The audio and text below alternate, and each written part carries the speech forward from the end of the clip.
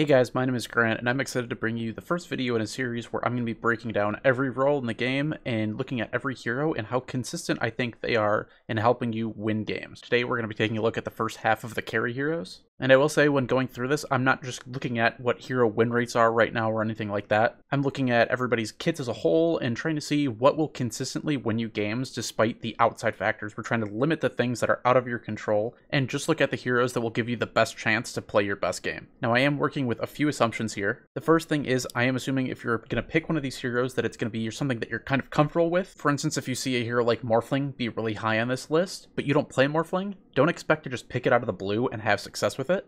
I more so want you to take this list as recommendations for heroes that you might want to add to your hero pool if they're not already on there already. So definitely practice something before you just pick it consistently and expect to get results right out of the gate. The next thing I want to point out is there will be some games where a hero low on this list might be the best choice. So don't just assume that a hero at the top tier is always better than heroes at the lower tier. It's just that consistently, if you were to pick a hero every game, the heroes in the higher tiers are going to give you better chances. The last thing is, every hero that we're looking at here, we are only looking at their relevance in the carry role. If a hero is also played in off lane or a support position or even mid, that doesn't matter. We're not considering those factors in the slightest. We're just looking at games where it's played in the safe lane. My goal is to make this video not patch specific at all. So instead of looking at current power of certain spells, we're going to be looking at the kind of macro view of every hero and their spells, which will make this video have a little bit more staying power than just saying what the best heroes are right now to get quick MMR with. The way that I actually plan on getting to the ranks for each of these heroes is by breaking down and ranking each hero on a scale of 1 to 5 on 6 different categories. All of the rankings are going to be relative to other heroes in this same role, but we're not comparing these heroes to something in a different position. Like, we're not comparing the utility of our carries to utility of some supports. We're just looking at carries today. Category number 1 we're going to be looking at is how strong the hero is in lane. A hero that consistently comes out of lanes ahead is going to give you better chances of winning games over the long term, instead of kind of banking on having a weak lane, but then having something go right in the mid game that might be out of your control to bring you back in. Category number 2 is going to be looking at farming speeds. With having random teammates every game, you are going to have a seemingly random amount of space each game. So picking the heroes that can get the most farm out of the smallest amount of space possible is going to give you the best results. Category number 3 is going to look at how strong the hero is when it's 6-slotted or kind of snowballing ahead of everybody else in the game. This category is exceptionally important for carries because there are going to be games that are out of your control that are going to go late game, and we want to make sure that we're not just focusing on heroes with super good early game, but those games that do go late, we need to be the heroes that kind of scale with the other team and give us a chance to win those later games. Category number 4 is team utility. Now, this is one that most carries will kind of be lower on because most of the time you're not picking a carry just because they have great stuns or other utility that kind of help the team. Carries are usually the ones that teams are focused around building utility towards, but that doesn't mean it is useless for them to have utility. So picking a carry that does add some utility to the team will help make up some drafts that you'll end up playing with that are kind of missing some key points. Category number 5 is going to be looking at how useful the carry is when you're in a game where you're underfarmed or your team is behind. A lot of the times where your team is compared to the other team going into the mid game is going to be out of your control. You don't have as much impact on the map in this position as you do in pretty much any other position. So there are some games where you're just going to be behind and you're going to have to deal with that, which is why heroes that really suffer from behind aren't going to rank very well on this list. And finally, our last category is going to be looking at how independent the hero is as a whole. We do want to avoid heroes that are super reliant on your teammates, not because I'm saying that your teammates are going to be bad all the time, but you will have some times where your teammates are either underperforming or just in general not playing great. And we want to make sure that we can have high impact no matter what our teammates are doing, what they pick, or anything like that. After that, we're going to add up all 6 of those scores and then rank them on a tier list depending on where they score on the scale from 1 to 30. Now, this video did take me a while to make, so I'm going to chill a little bit and say that if you do enjoy this video or want to be notified when the next videos in this series come out, make sure that you subscribe so that you'll be notified and you won't miss the following videos. Each hero individually will be timestamped in the description if you want to jump to a certain hero, or if you just want to jump to the end of the list and see where everybody ends up. That will be at the end section of the video. I'm just going to put a graphic up there with all the heroes, so if you just want to see that, again, that will be timestamped in the description. My little friend wants a word with you! Alchemist is a very unique hero in terms of carry because he comes online very fast, but he also hits his peak far sooner than any other carry, which often puts him on a timer to close out games. Looking at Elk's laning stage, I gave him a 2. Acid's Spray and Concoction are both decent spells, but with no defensive abilities before he hits 6, Elk finds himself in a lot of scary matchups and being shoved out of lane pretty early. For farming speed, Elk obviously gets a 5, When left alone, this is the fastest farming hero in the game without question. For max impact with farm, I gave Alch a 4. This may be surprising to some people, but you do have to remember Alch is strong because he gets his items fast, not because he's particularly strong when he gets them. His ability to gift Aghanim Scepters is something to note, but for carry Alch, you normally can't afford to start giving out Aghanim Scepters until you're completely 6-slotted, and the real strength of that ability is to kind of give out these scepters early to boost your teammates' net worths, and it isn't as strong later in the game. Given the choice between a 6-slotted Alch and most 6-slotted other carries, Alch doesn't really stand above the pack. He still does get a 4 though for how potent the hero can be with a short amount of farming time. For utility, I gave Alchemist a 3. His stun is strong and does scale decently well, but it is unreliable. Acid Spray is very good for defending buildings early on and giving a bit of a boost to damage, but later on in the game, once everybody has much higher armor, it really falls off. Again, I want to note on this Aghanim Scepter thing, it is extremely useful and definitely helps in the utility department, but for carry Alch, it's not as much of a note. Considering games where Alch has to play from behind, I gave him a 4. He doesn't have very many inherent abilities to let him do damage without items, but thanks to his incredible farming speed, he can often keep pace with enemy heroes, even if he is pressured more than they are. In terms of independence, I gave Alch a 3. Although he can snowball out of control, Safeland Alch does have to make sure that he ends the game before the enemy carries can catch up to him, and that does require you being able to take objectives with your team. This brings Alch's total score to 21, which lands him at the top of B tier. All magic flies before me. AM is one of those carries that everyone wants to play, no one wants to play with, and no one wants to play against. But how good is AM for reliably winning games? AM's laning stage gets a 2. He doesn't have a whole lot going on here. Mana Burn is a good tool for trading in some matchups, but that's really all he's got offensively. Counterspell and Blink do help him stay alive during the lane, but he doesn't really have any spells that help him contest creeps in the slightest. I gave AM a 5 for farming speed. Once AM gets Battle Fury done, he really becomes a farming machine. Between his survivability with Counterspell, his mobility with Blink, and Battle Fury letting him clear waves and camps incredibly fast, most games AM can farm pretty much wherever he wants, whenever he wants. He also probably is the best carry in terms of being able to shove out waves safely. For max impact with farm, I gave AM another 5, pretty much for a lot of the same reasons that we just talked about. Once AM gets a couple items going, he just becomes a menace. Very few heroes can actually keep up with the amount of gold that AM gets just from incessantly shoving waves. His natural tankiness and low cooldown on Blink really let him just steamroll through fights also. AM gets a 1 for utility, maybe not a surprise to anybody, doesn't really have a whole lot going on here. The best thing I can say is AM usually does get an Abyssal Blade somewhat early, so Blink Abyssal is kind of strong, but past that, he's got pretty much nothing. When forced to play from behind, I gave AM a 3. Not to beat a dead horse here, but his ability to safely pressure side lanes really can extend some games later than pretty much any other carry can do for themselves. And that is an extremely strong tool to help AM get back in games. But that's kind of offset by how weak AM is when he's underfarmed and can't get his first couple items. But still, in those games when you are behind, if the underfarmed AM is forced to fight, it's not going to be pretty for him. In the independence category, I gave AM another 3. You may have expected AM to score a bit higher on this category based on everything that we've said up until now, but I can't really overlook how dependent AM is on his team for getting his first 1 or 2 items. Up until he gets rolling, he really is one of the most helpless heroes on the map. This gives AM a total of 19, which also places him in the B tier. My blade sings for blood. This is our first non-hyper carry of the list. He also is the first carry that we're talking about that is fairly strong in lane. I gave him a 4 for his laning stage. Between his incredible sustain and Bloodright not only being a fantastic offensive spell, but also its ability to secure creeps and scare enemies off the wave. Bloodseeker gets a 2 in the farm speed category. Bloodright is somewhat useful for helping shove out waves, and Maelstrom is one of the first items that you'll buy in pretty much every game. But overall, this hero doesn't really have any great ways of farming quickly. Bloodseeker's max impact with farm is very average in my eyes, which is why I gave him a 3. Bloodseeker doesn't scale into the late game nearly as well as some of the other heroes on this list, but his passive is a great way to amplify the amount of right-clicks that he can get off in fights. I did give Bloodseeker a 4 in the utility category. Rupture's Lockdown alongside Bloodright's Long Silence are great additions to pretty much any team, and Thirst giving vision of low enemies is also a nice thing to have in many lineups. When forced to play from behind, I gave Bloodseeker a 2.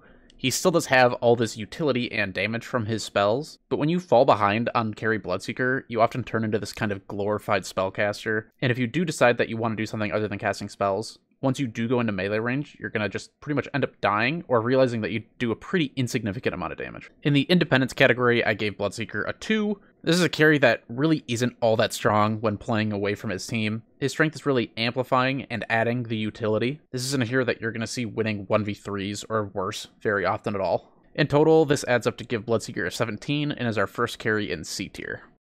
A night of chaos.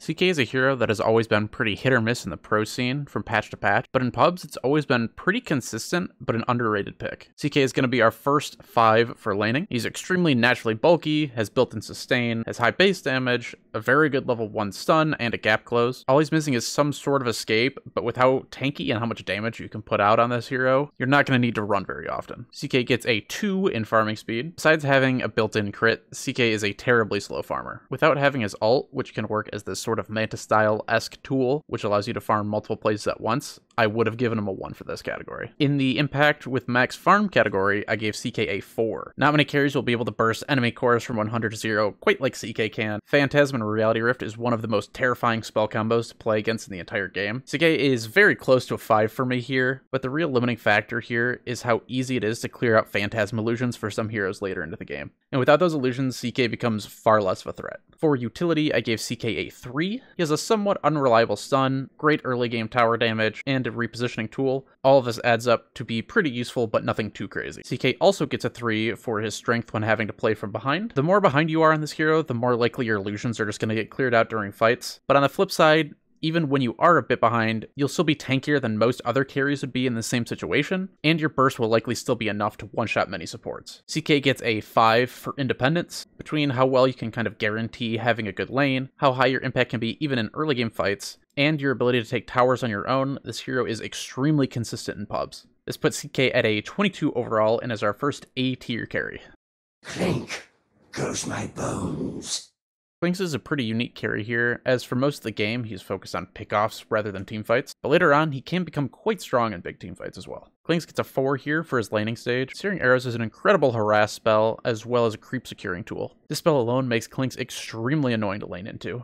Although most players don't level Skeleton Walk before 6, you do have the option of having it if you're in a particularly dangerous lane. Clinkz gets a 3 for farming speed. This is sort of a weird placement because throughout history, Clinkz has been a notoriously bad hero at farming, but now he has Burning Barrage, which is one of the fastest farming spells in the game. The reason why Clinkz isn't rated higher in this category is because Burning Barrage doesn't do a crazy amount of damage until later on when he really has some items. If this spell did more damage early on or had a lower cooldown, I could see this hero even getting up to a 5 here. In the max impact with farm category, I gave Clinkz a 3. Even in fights, this hero functions more as an assassin than a traditional carry, but this isn't necessarily a bad thing. It does lead to some awkward moments when you have to man-fight the enemy carry, though. This rank is also very game-specific. In some games, Clinkz can be just a complete menace in fights and dish out an absurd amount of damage, but in others, if the enemies have a lot of defensive spells and items, it can leave Clinkz having a really hard time to do any damage. Clinkz gets a 1 for utility. Clinkz is a pretty standalone hero that plays by himself for pretty much the majority of the game, so it's not too shocking to see him here. Any utility that this hero will have comes down to items that he'll buy, like Sheepstick or Glepnir. In the playing from behind category, Clinkz gets a 2. A hero that heavily relies on pickoffs for a part of their game will always struggle when they are underfarmed. Not being able to close out the kills on these ganks that you go for is going to set you just even more behind. The saving point for this hero is once again Burning Barrage, which can still pump a pretty good amount of damage even when you're underfarmed. This hero gets a 3 for independence. In terms of pickoffs alone, this hero would be a 5 in this category, but at some point you are going to have to take team fights. And this is one of the carries that relies the most on its team during fights. If most of your team isn't on the same page, Clinkz is a very awkward hero to play in fights because it's going to be very hard to contribute without just getting killed.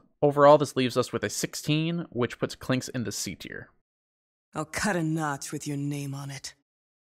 Jara's a weird case here where her laning stage strength really comes down to what support you have. But since you pretty much always are able to pick your carry after seeing what your support is, I'm going to assume that you're picking Drow with some kind of frontline support like an Ogre or a Dawnbreaker. With that in mind, I'm going to rank Drow as a 4 for lane strength. Frost Arrows are a great offensive tool, and multi-shot being extremely potent for doing damage early on. Both of these kind of make Drow have a very good early pressure and offensive ability. You also have the option to level Gus as early as like level 2 if really needed, making her surprisingly difficult to kill for many offlanes. Drow gets a 3 for farming speed. She ends up being fairly average. She doesn't have any mobility or really any dedicated farming tools, but her ult and multi-shot do make her fairly adept at clearing waves and stacks. When looking at the max impact that Drow can have with farm, I'm going to give her a 4. This hero does some unreal damage late game, but the real thing holding her back is the vast amounts of heroes who can get on top of Drow and break her passive. For utility, Drow gets a 2. She's got Gust and she's got some slows, but past that, all of the items that she gets and her other abilities are all focused on doing damage rather than kind of adding any utility to the team. Drow gets a 3 when forced to play from behind. Her ult will kind of always give deliver this baseline damage that's kind of respectable even when you're underfarmed. But playing Drow from behind is kind of like running through a minefield where if you take one wrong step, you're just going to get punished and killed every time. In the independence category, I gave Drow a 3. She can easily take over fights single-handedly and kill entire enemy teams, given the right circumstances. By the flip side, she's just as likely to get solo killed out of nowhere. Because of this dichotomy, Drow kind of relies on teammates being able to take some of the heat off her in fights, and ideally help her reposition when enemies can get on top of her. Overall, Drow scores a 19, putting her at the bottom of B tier. Faceless Void. Next up is Faceless Void, whose laning stage I'm going to give a 3. Void is a pretty good kit for lane, Bash is a fantastic trading tool, and Time Walk is an amazing defensive option. Both of those mixed with Void's really respectable starting stats make him a pretty hardy laner. The real thing holding Void back here is the high amount of lane matchups that are just extremely hard for this carry to deal with, specifically the ones that have a lot of constant damage or dots, where Time Walk really won't help you much defensively. I'm going to give Void another 3 for farming speed. Time Walk isn't a fantastic farming ability by any means, but it definitely doesn't hurt. Plus, Time Walk going down to a 6-second cooldown at level 4 makes moving around the map and jumping from camp to camp fairly easy. Both these things, coupled with Void's often building Maelstrom early, make him pretty decent in farming speed. When talking about max impact with farm, I'm easily going to give Void a 5 here, and this is really all just going to come down to how crazy strong Chronosphere can be. I think this is the strongest single spell that any carry has access to. Completely ignoring the ult, Void is a pretty hard hero to fight between bash and jump, but when you put on top of that he can just put pretty much any number of heroes in timeout for 5 seconds, makes him incredibly strong. And then going into utility, I'm going to give Void another 5, and again I'm just going to highlight here how good Chrono is as an ability.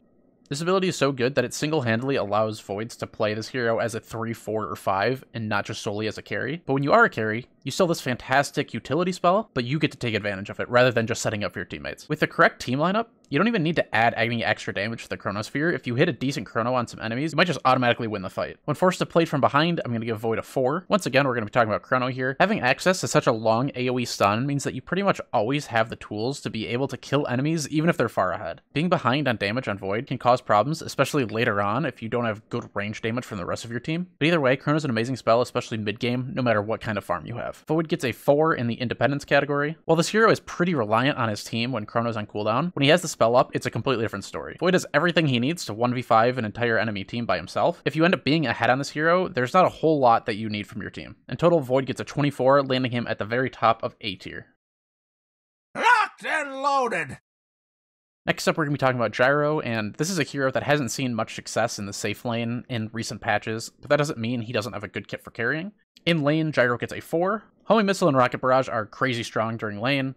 Both of these make Gyro have the potential to be one of the most aggressive carries that you can lane against as an offlaner. The things really holding back this hero in lane are his lack of mobility and his really low base damage. Gyro gets a 4 in farming speed. Rocket Barrage is amazing for helping Gyro clear single camps or just clearing through waves. And then Flat Cannon allows you to take stacks incredibly early. This farming speed gets even crazier once you get your Ags up and running. When looking at Gyro's max impact to the farm, I'm going to give him a 4. Gyro's weakest point in this category is the fact that he really relies on teammates during fights to help support him since he doesn't have a lot of positioning tools inherently. But if he is positioned correctly, Flat Cannon is an insane thing to have to fight. Gyro's another carry that once he gets very farmed becomes almost as tanky as most melee cores. Utility category, Gyro's going to score a 3. The homing missile stun is nice, and cooldown is pretty useful, but past that, Gyro doesn't offer the team a whole lot besides just doing damage. When forced to play from behind, Gyro's going to score another 3. You'll always have this sort of safety net of this high magical damage to fall back on, even if you're underfarmed, but once BKBs come up, he starts to really have some problems in the damage department. And then Gyro's going to get another 3 in the independence category. In an ideal game, Gyro can get strong enough to not need his team at all, but getting to that point does require some help. Much like every other carry that really likes taking stacks, having teammates make those stacks for you is really important to get your game going. Also, Gyro isn't really a hero that can make much space for himself. He does need his team to help in that department as well, while he starts to build up his items and become stronger. Overall, Gyro scores a 21 and ends up in the B tier. To die at my hand is an honor. For years, Jug has been kind of the poster child for consistency in the carry position, so it's not going to be too surprising that I rate him pretty highly here. In lane, I'm going to give Jug a 5. Spin is pretty much the highest damage level 1 spell that you can get. Comboing that with any lockdown, this spell alone could pretty much just melt any offlaner. Also, having a built-in crit for helping with trading and less hitting, and access to an incredible AoE heal allows Jug to thrive in pretty much any lane matchup. Jug scores a 4 in farming speed. The only thing really holding the hero back here is the lack of mobility. Jug has great base stats, and when we couple that with Jug being a hero that really likes to build Maelstrom or Battle Fury early, makes him a hero that can consistently farm very fast. When looking at Jug's max impact he can have with farm, I'm going to give him a 4. Now with Juggernaut's new Ag Shard, turning his defensive ability into a very strong offensive ability with farm, he has potential to do lots of damage in fights, even in situations where Omni Slash might not be the most useful spell. Jug just kind of ticks all the boxes that you want late game from a carry. He likes to build mobility, he's pretty tanky, and has incredible damage, plus can man-fight pretty much any hero in the game. Jug gets a 4 for utility. This might sound a little bit too high at first, but I am counting having access to free magical immunity as utility, because being able to save yourself from incoming stuns, slows, and any other CC means that your team has to commit less of their utility to helping you survive, which opens up them to use those abilities in a more useful way. On top of that, Healing Ward is extremely useful in fights, taking Roche and pushing towers. Scores a 4 in the category for playing from behind. Spin will always have good damage, even when you're behind, and Omni Slash lets you do a good bulk of your damage while being immune to damage yourself, allowing you to win fights versus stronger heroes, assuming that you can find these fights away from creeps. Jug scores a 4 on the independent scale. Being self-sufficient in lane is a huge upside here. Also, going back to Spin having this built-in magic immunity makes you less reliant in fights on your team having to save you. Finally, Jug is another one of these carries who can kind of single-handedly win some team fights, and isn't super reliant on teammates once he gets farmed. That brings Jug's total to a 25, and puts him as our first carry in S tier. Lives for the taking. And now we're going back-to-back with heroes with built-in magic immunity. In lane, Lifestealer is going to get a 3. Being a strength hero, he is pretty hardy in lane and is pretty self-sufficient, but his offense has been pretty lacking ever since Open Wounds got taken out of his base kit. This is one of those heroes that you will rarely see come out really ahead or really behind in lane. Lifestealer's farm speed I'm putting as a 2. There's not a whole lot to say here. It's nice that you have pretty much infinite sustain while farming with your lifesteal, but past that you don't really have anything that helps you speed up your ability to hit creeps. I'm going to give Lifestealer a 4 when looking at his max impact he can have with farm. He's an incredibly bulky hero that ends up being able to do lots of damage, even to the tanky heroes that some carries have trouble bringing down.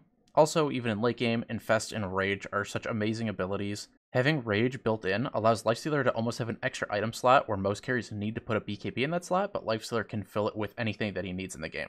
Although it's not as much of a problem now as it used to be, Lifestealer can still suffer from getting kited in some matchups, which kind of limits his super late game potential. For utility, Lifestealer is going to score a 3. Once again, we're counting Rage as a utility spell because it allows your teams to save their save spells or their CC to be used in a better way rather than having to save you every time. Past that, Lifestealer's biggest utility is being able to save teammates now by infesting in them, giving them HP and movement speed, and this is something that I've seen countless times save teammates and actually turn fights, because people seem to never expect the huge boost of HP that people get from Lifestealer infesting in them. Lifestealer is the first carry that I'm going to give a 5 for the playing from behind category. Obviously, that doesn't mean that it's a great hero to play from behind and that's what you want to be looking to do. This category is compared to other carries, so if you are going to be in a spot where you're going to be underfarmed, Lifestealer is a pretty decent carry to be in that spot as.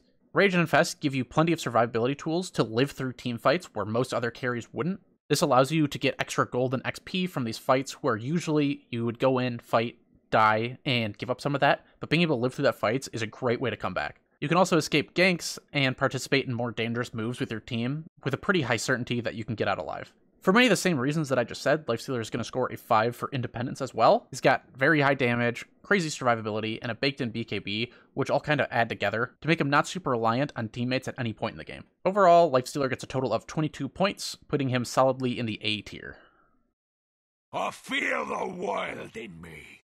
For laning stage, Druid scores a 3. The disjointed damage that comes out from his bear is very hard for some offlaners to deal with. Also, if you're able to time your auto attacks to hit at the same time between your hero and the bear, gives you plenty of damage to secure most creeps and denies. Although Spirit Bear root is random, so you can't use it on command to synergize with your teammate, it is still a fantastic kill tool when it does proc. The biggest problem here is how susceptible Druid is to dying, and if you ever do end up dying twice and don't have a bear to summon, you are pretty much going to be the weakest laning hero in the game. In the farm speed category, I gave Druid a 3. He can clear waves and camps very fast, but with his very low mobility, he can't clear through the jungle all that quickly as a whole. Because you do have the bear to tank for you, you really don't have to worry about taking too much damage, and this does allow you to take Ancients far earlier than most heroes. At max farm, Lone Druid's going to get a 5. This might be a little bit unfair because Druid does have the highest cap for the amount of gold he can really turn into useful items, since he does have an extra 6 slots on top of his normal hero.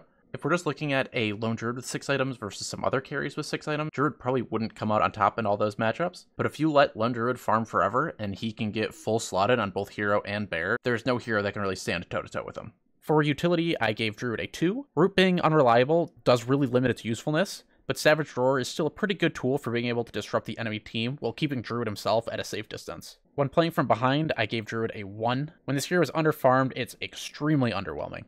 Without items, this hero does no damage, and when you're significantly behind, your bear is very easy to ignore, leaving the main hero just kind of open to dying because people can just walk right past the bear. For independence, I gave Druid a 2. This is another hero that can single-handedly carry a game given enough items, but really needs his team's help to be able to get there. As a mid-hero, Druid I would say is far more independent, but when you're the team's main carry and you're splitting XP in lane, you're far more reliant on getting some help so that you can get up and running. Overall, Druid scores a 16, landing him at the very bottom of C tier.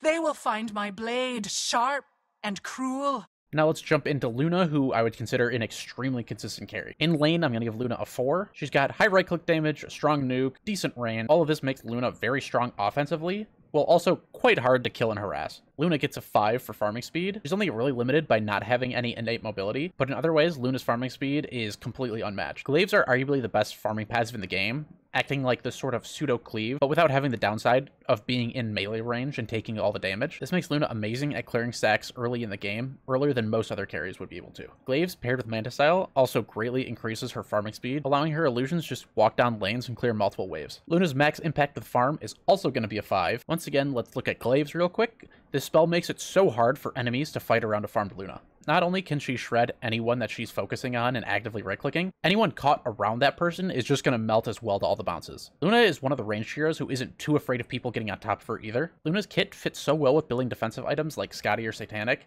that by the time she's 6-slotted, she's going to be as tanky as most melee cores. Luna gets a 3 for utility. The mini-stun on Lucent Beam is decent, but nothing to really write home about. The real utility that Luna brings with her is her aura and her tower pressure. The aura is a nice buff to any hero that likes to right-click, and this really only adds to her strength as a pushing hero. Luna is probably the best carry for taking high ground towers. With Glaives bouncing on so many buildings at once, she makes quick work of enemy bases. On top of that, anybody who does want to come up and contest the Luna pushing has to deal with all the Glaives bouncing to them as well. Luna gets a 4 when forced to play from behind. Lucent Beam and Eclipse are fantastic damage spells that don't really rely on having any items. Because of this, even if Luna does get off to a rough start, she still has a lot of damage to add and pickoffs and fights. Also, her crazy fast farming speed lets her catch up very quickly, even just given a little bit of time. When looking at independence, Luna gets a 4. All she's really missing here is some sort of ability that would let her play more aggressively on the map, but besides that, she has pretty much everything covered. She can take over fights single-handedly, and then take any objective by herself after a one fight. Also, her strong laning and her ability to quickly start farming jungle if the lane does go poorly means that she will consistently have pretty good farm coming out of lane. In total, Luna gets a 25, which puts her as our second S-tier carry. Look me in the eye.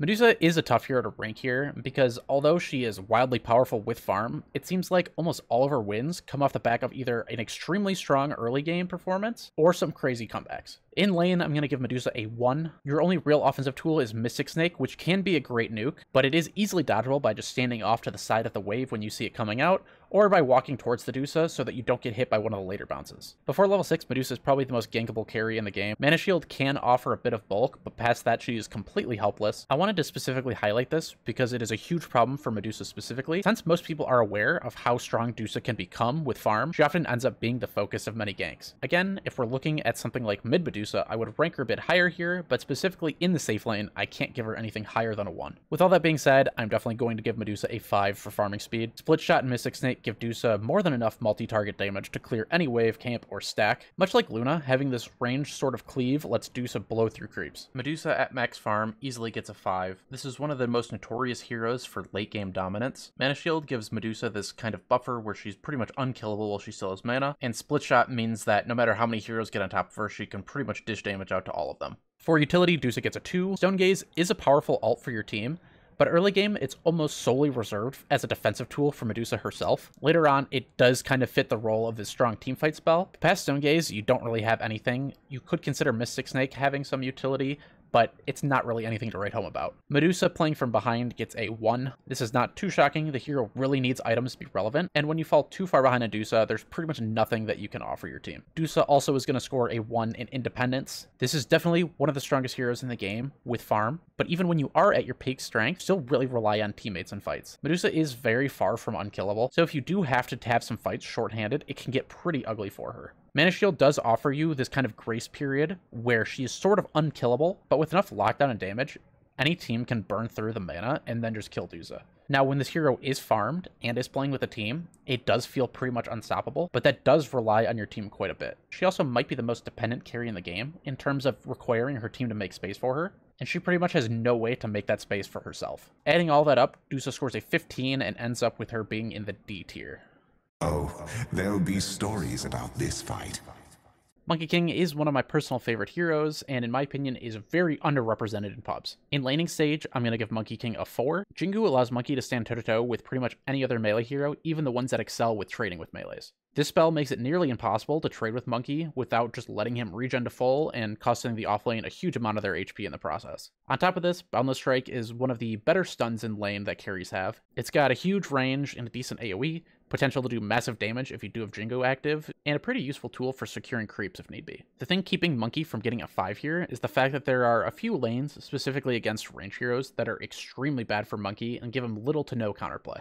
For farming speed, I gave Monkey a 3, with Jingu not doing a whole lot for your farming speed, and Boundless Strike not being a very great tool for clearing creep camps or waves. You don't have much to help you here. Primal Spring is pretty good for clearing waves, and his baked-in high mobility does make up for a decent amount of these shortcomings.